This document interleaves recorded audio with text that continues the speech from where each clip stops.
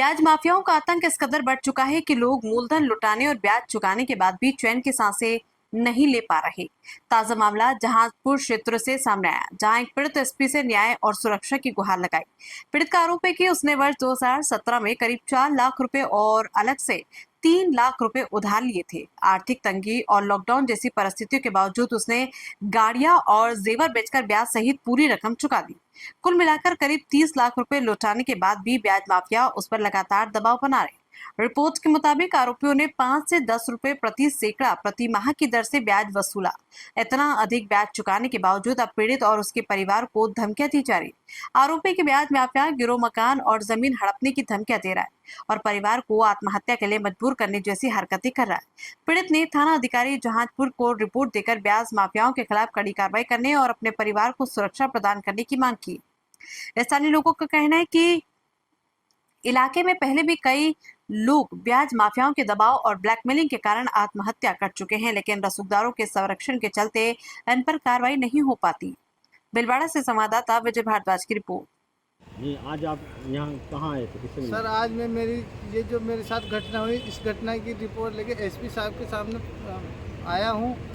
ये लोग मेरे को परेशान कर रहे हैं। तो आप एसपी साहब से मिल लिए अभी या नहीं मिले? एसपी साहब से मिल चुका हूँ। एसपी साहब ने मेरे को आश्वासन दिया है इन लोगों की कार्रवाई, इन लोगों के खिलाफ जो भी कार्रवाई उचित तो कार्रवाई की जाएगी। अगर इसी तरह ये आदमी मुझे परेशान करते रहे तो मैं मेरे परिवार सहित जहर खा के आत्महत्या कर लूँगा। तो इनकी समझ जिम्मेदारी इन लोगों की होगी। आपने संबंधित थाने में भी कोई मामला दिया था क्या? थाने में सर इन लोगों का दबदबा है, ब्याजखोरी है, इनके पास पूरी टीम है जहाजपुर में, और कुछ इनके साथ राजनीतिक दबाव वाले इंसान भी लगे हुए हैं। पुलिस के पास गए तो पुलिस ने कुछ बयान कुछ बोला?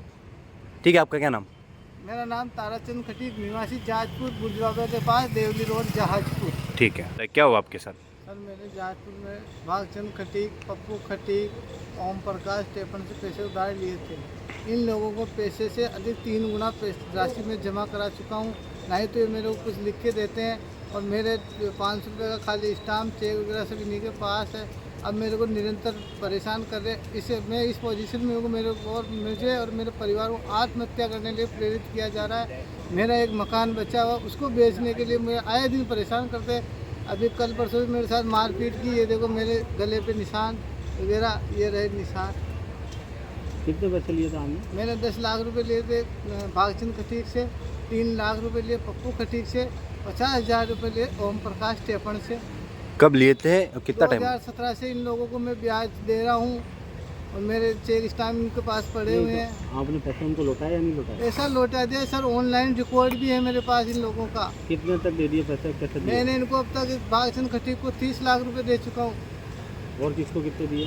पप्पू खटीक को कम से कम 8-9 लाख रुपए इसको दे चुका हूँ। ओम प्रकाश टेपन को 3.5-4 लाख रुपए दे चुका हूँ। कितने रुपए के आवाज में? 50,000 रुपये लिए ओम प्रकाश टेपन से।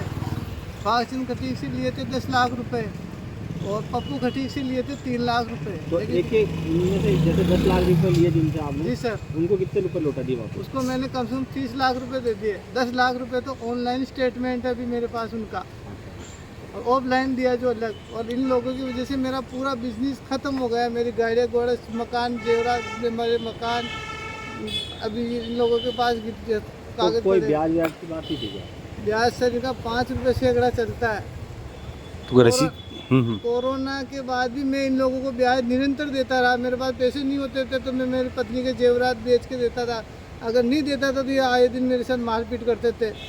इन लोगों की वजह से कम से कम मैं 5-6 बार सिम में मोबाइल नंबर की सिम चेंज कर चुका हूँ, लेकिन ये जाने कहाँ से अल्टरनेट निकाल के वापस मेरे नए नंबर ढूंढ के लाते।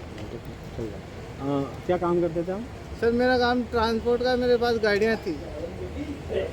तो ये जो पैसे आप लोगों ने दिए, आपने ऑनलाइन स्टेटमेंट तो है, इसके अलावा भी जो आपने कैश दिए उनकी रसीद वगैरह देते थे क्या? कुछ नहीं देते हैं सर। यहाँ तक कि पैसा लेने जाते हैं तो खाली स्टाम्प लेते हैं और खाली ब्लैंक चेक लेते हैं। सबको आपने खाली चेक दे रखा? जी सर, सबके पास खाली चेक है मेरे। क्या नाम है आपका? ताराचंद खटीक, कहाँ के? जहाजपुर। पूरा पता?